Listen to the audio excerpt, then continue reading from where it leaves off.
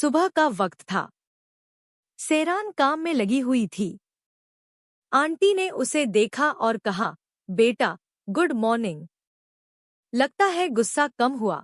सेरान ने जवाब दिया, शुक्रिया आंटी, लेकिन उसके मन में बेचैनी थी। उसने खिड़की से झांका। तारिक के आदमी अभी भी बाहर खड़े थे। सेरान बोली, क्या हम यहाँ कैद होकर रहने आए हैं?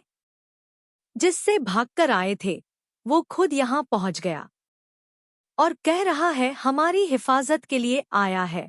आंटी ने उसे समझाया, डरो मत बेटा, तुम्हारे साथ कोई कुछ नहीं कर सकता। सेरान की चिंता थी कि उसकी बहन उनके घर पर है। उसे डर था कि कहीं उसे भी तकलीफ न दी जाए। तभी दरवाजा खुला।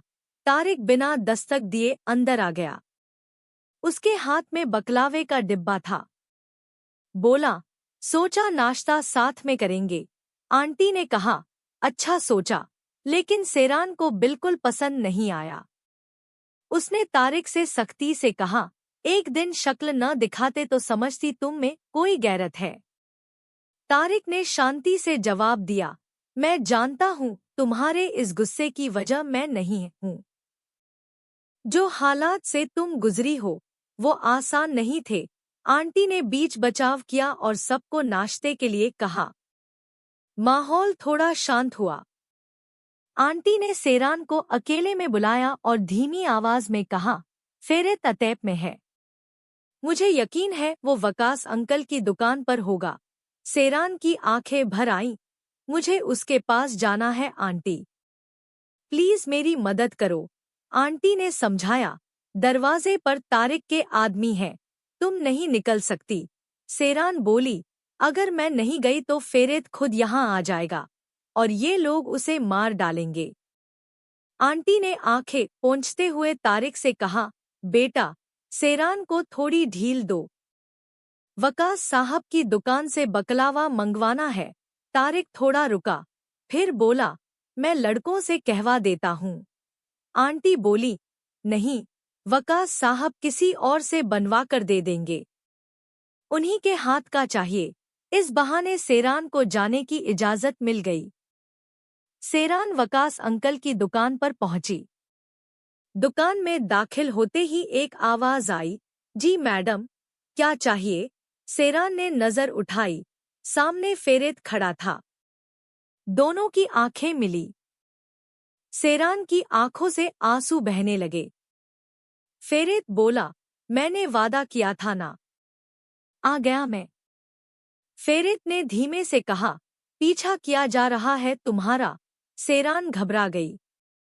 फेरेत ने कहा, तुम्हें यहाँ से जाना होगा। मैं रुक सकता हूँ अगर तुम इस आदमी का ध्यान भटकाओ। सेरान ने समझाया, फेरेत चले जाओ यहाँ से। वो पागल तारिक कुछ भी कर सकता है। फेरेत बोला, तुम्हें ठीक देख लिया। मेरे लिए इतना ही काफी था। सेरान ने रोते हुए कहा, मुझे बहुत डर लग रहा है। प्लीज चले जाओ।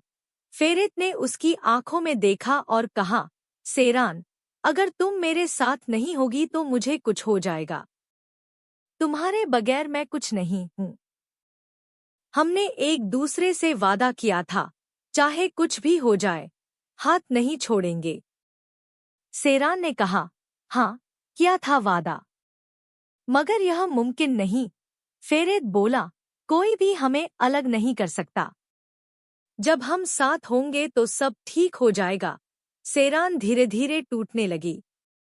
फेरेत ने हाथ बढ़ाया, हाथ पकड़ो, हम जा रहे हैं। सेरान बोली, मैं नहीं कर सकती।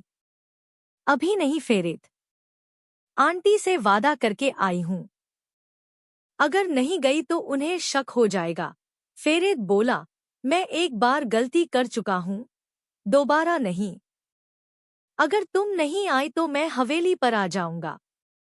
सेरान बोली, ठीक है, मैं हर चीज खतरे में डालकर तुम्हारे साथ आने को तैयार हूँ, मगर अभी नहीं। यह मुनासिब वक्त नहीं है। फेरेत ने कहा, ठीक है, रात में गली के कोने पर इंतजार करूंगा। सूरज निकलने से पहले आना होगा, वरना हवेली आ जाऊंगा। सेरान ने वादा किया। वादा करती हूँ, चाहे कुछ भी हो जाए आऊंगी। दोनों ने एक दूसरे को देखा, आंखें नम थी, दिल भरे हुए थे। I love you so much. I love you too मेरी जान। सेरान वापस घर लौटी। आंटी ने राहत की सांस ली। तारिक से उसने कहा, तुमने अपने आदमियों को पीछे लगाया। यह तरीका ठीक नहीं। अगर अच्छे इंसान बनना चाहते हो तो पहले उन्हें यहाँ से हटाओ। तारिक बोला, ठीक है, हटा देता हूँ।